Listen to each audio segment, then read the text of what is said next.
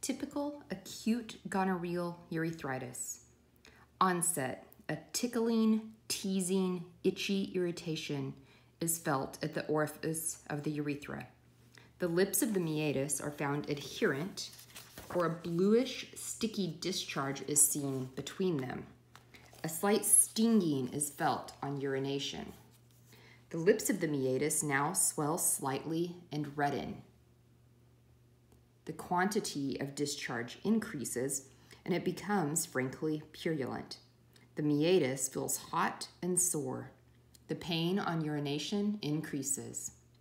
Height: in a period varying from a few hours to 2 or 3 days, the inflammation reaches its height at the meatus and has invaded the greater part of the anterior urethra. The symptoms of anterior urethritis are swelling of the meatus, purulent discharge, painful urination, and painful erections. The swollen meatus: the lips of the meatus are red, swollen, everted, sometimes eroded.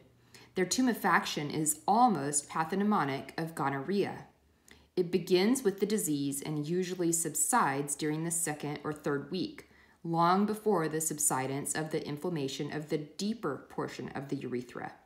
It is less constant and less marked with secondary than with primary attacks. The discharge: the drop of thick greenish yellow pus constantly exuding from the swollen meatus completes the outward picture of acute gonorrhea. Blood may appear in the discharge from time to time. The pus ceases to be thick and creamy sometime after the swelling of the meatus has subsided.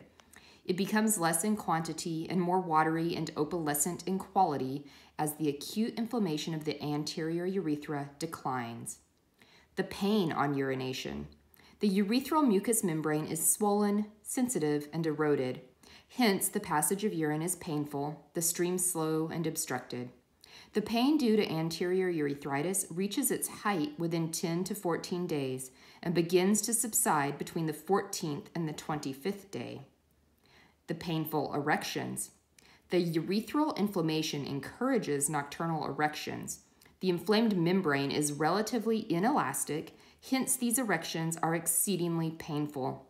The inflamed surface may be so cracked and fissured that it bleeds copiously. Since the corpora cavernosa retain their normal distensibility, the inelastic, inflamed urethra is pulled taut beneath them when the penis is erect, so that in severe cases the organ is bent downward, while the pain is excruciating. This phenomenon is called chordee. Painful erections may continue for days after the surface of the anterior urethra has ceased to be sensitive to the passage of urine. Invasion of the posterior urethra and prostate.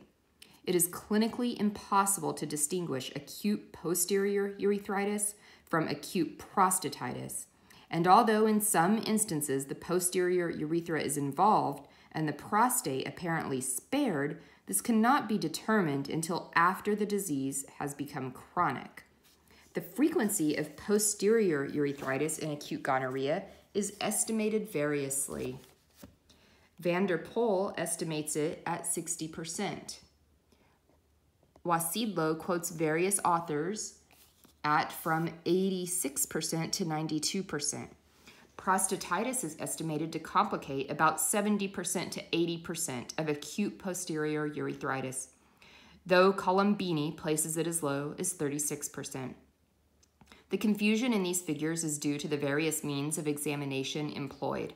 Subjective symptoms of posterior urethritis are excited by the majority of initial gonorrhea, are less common in subsequent attacks, and are rare in office patients treated by repressive measures. On the other hand, if pus in the second flow of urine is taken as a criterion, the percentages run much higher. Let us be satisfied to say that acute posterior urethritis is extremely common and usually associated with prostatitis.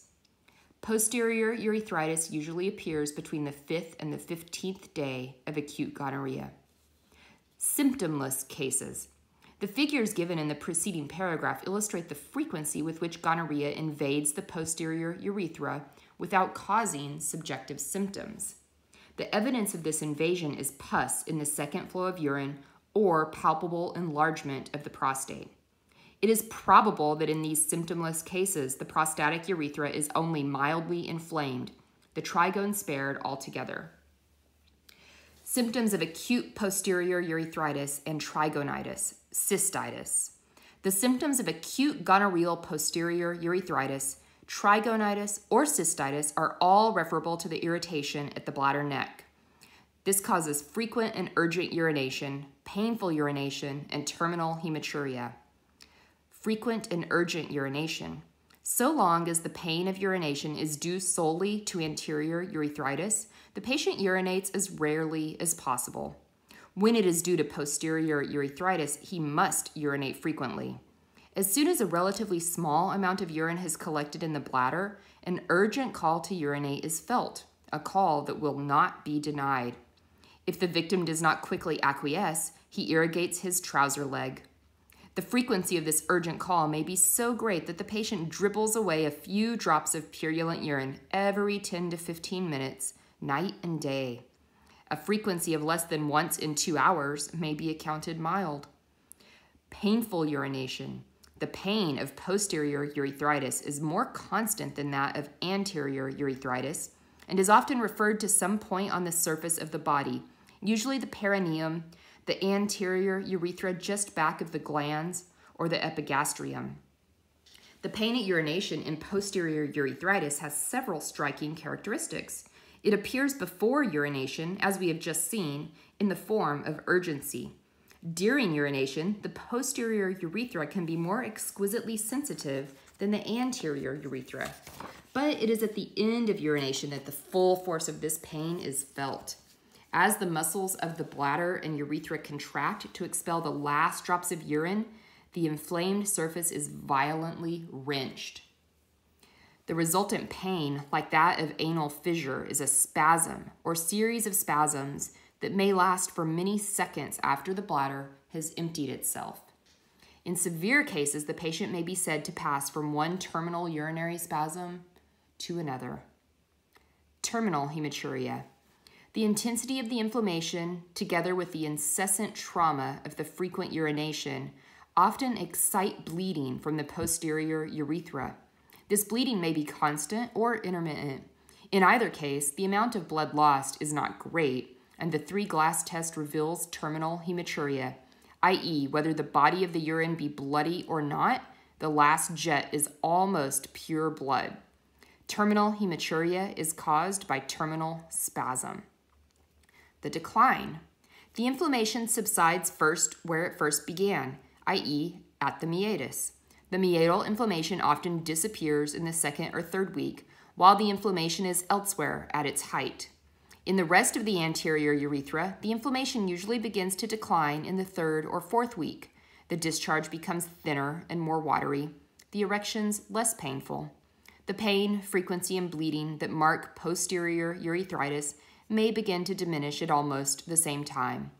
In the 4th or 5th week, the patient's symptoms are reduced to a semi-purulent discharge, which grows less and less in quantity. From the 6th to the 8th week, this discharge usually continues almost or quite exclusively as, quote, a morning drop. A drop of pus appearing at the meatus only before the first morning urination. During the rest of the day, the urethra is apparently clean. Now the patient fancies himself well, but examination of the urine still reveals pus. Examination of this pus still reveals gonococci. It is rare for the gonococci and pus to disappear within 6 weeks. It is common for them to persist 8 to 12 weeks. By common consent, the gonorrheal urethritis of less than 2 months duration is called acute, of more than 3 months duration, chronic. The division is purely arbitrary, but it voices the fact that acute gonorrhea is often cured in from 8 to 12 weeks.